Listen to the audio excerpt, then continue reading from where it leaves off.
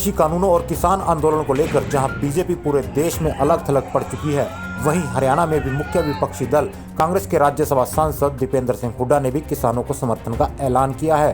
दीपेंद्र हुड्डा ने बहादुरगढ़ में दिल्ली हरियाणा बॉर्डर पर रोके गए किसानों से मिलकर उनका हालचाल जाना और उन्हें समर्थन देने की घोषणा की।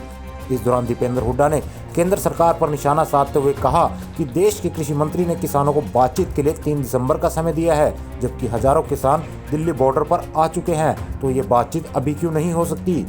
दीपेंद्र ने किसानों से तुरंत बात न करने को लेकर कृषि मंत्री की व्यवस्था पर भी सवाल उठाया है। सरकार से मैं आग्रह करूंगा कि किसान, भारत देश का किसान शांतिप्रिय तरीके से अपनी जायज़ मांग के लिए संवैधानिक दायरे में देश की राजधानी में पहुंचा है, सरकार को के दरवाजे पे दस्तखत दिए है, इनकी बात सुनी जाए, तुरंत बातचीत करके समाधान निकाला जाए।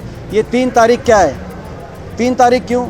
मैं पूछना चाहता हूँ सरकार से कि कृषि मंत्री का 3 तारीख तक का क्या शेड्यूल है, क्यों बिजी हैं 3 तारीख तक? किसान के लिए तुरंत बातचीत करके रास्ता निकालें, एमएसपी के कानून को लागू किया जाए, एमएसपी का प्रावधान दिया जाए। बिना एमएसपी के निजी खरीद का जो ये 3 कानून है, इससे किसान का भविष्य सुरक्षित नहीं रह सकता। इस दौरान दीपेंद्र ने बहादुरगढ़ की जनता को अपील करने के साथ नगर परिषद की चेयरपर्सन को भी किसानों के लिए पानी और शौचालय की व्यवस्था करने के भी निर्देश दिए। दीपेंद्र ने कहा कि सरकार तुरंत किसानों से बातचीत कर एमएसपी का प्रावधान दे। साथ ही दीपेंद्र ने कहा कि अपने हकों के लिए आंखों में आंसू लेकर सड़क पर निकले किसानों पर सरकार आंसू गैस के गोले बरसा रही है, जो कि जायज नहीं है। दीपेंद्र ने किसानों के इस आंदोलन को पूरी तरह से गैर राजनीतिक करार देते हुए कहा कि वे एक किसान के रूप में अपने भाइयों के आंदोलन को समर्थन देने आए हैं। आप ये आंसू गैस के गोलों से कैसे रोकोगे किसानों को? जिन किसानों के आंखों में आंसू हैं, उनको आंसू गैस के गोलों से रोकोगे? दिल्ली में स्टेडियमों को आप जो है जेल में तो बदल रहे हैं, बदलने की बात कह के किसान को रोकने की बात करें। इस देश में कोई ऐसी जेल नहीं बनी जो देश के किसान को जिसमें रोका जा सके।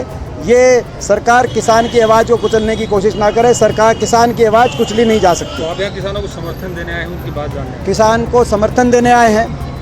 ये गैर राजनीतिक ये लड़ाई है, इसमें कोई राजनीतिक दृष्टि से ना देखा जाए। इसमें एक किसान के नाते मैं आया हूँ यहाँ, इस इलाके में के एक नागरिक होने के नाते आए, अपनी जिम्मेदारी निभाने हम यहाँ पे आए हैं और हम किसानों का जो साथ है, समर्थन है और जो भी हमारे लायक होगा हम करेंगे। ये इनका अपना, ये किसान भाई जो पंजाब के आखिरी गांव से भी आए हैं, ये बहादुरगढ़, ये धरती, ये झज्जर, ये उनका अपना घर लगे, उनका अपना जो है, ऐसी उनको ऐसा लगना चाहिए। ये मेरा पूरा हरियाणा वासियों से अपील है कि भाई किसानों को लगे उनका अपना घर। नगर पालिका बहादुरगढ़ की हमारी जो चेयरपर्सन है शीला राठी जी, संदीप राठी जी, उनके सुपुत्र हैं, उनको मैंने कहा क्योंकि ये सारे किसान सारा इंतजाम अपनी तरफ से खुद लेके आए हैं लगभग।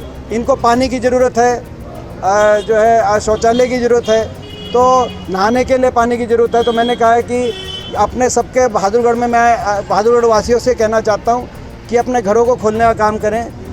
ये हमारे सारे भाई हैं, हमारे बड़े प्रदेश से आए हैं, हरियाणा पंजाब एक है, बहुत से किसान पंजाब से आए हैं, वो हमारा बड़ा भाई प्रदेश है। तो उनको ऐसा लगे कि उनके घर में हैं, तो नगर पालिका में मैंने दिशा निर्देश सबको दिए हैं नगर पालिका वालों को कि शौचालय का, पानी का इंतजाम किराए का यहाँ पे किया जाए, ताकि और भी कोई जैसी भी कोई व्यवस्था हो उसके लिए पूरी व्यवस्था रखी जाए। बता दें कि हरियाणा के पूर्व मुख्यमंत्री और नेता प्रतिपक्ष चौधरी भूपेंद्र सिंह हुड्डा भी किसानों को समर्थन देने की घोषणा कर चुके हैं। भूपेंद्र हुड्डा के प्रतिनिधि के रूप में सोनीपत के विधायक सुरेंद्र पंवार ने किसानों के प्रदर्शन में पहुंचकर उन्हें हुड्डा का संदेश दिया था। इससे पहले भी भूपेंद्र सिंह हुड्डा ये साफ कर चुके हैं कि वे हरियाणा में इन 3 नए कृषि कानूनों को किसी सूरत में लागू नहीं होने देंगे।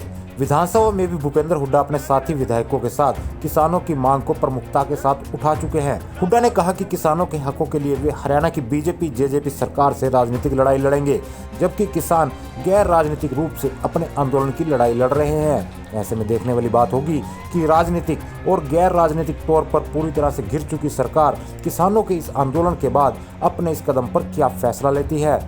हल्ला बोल हरियाणा।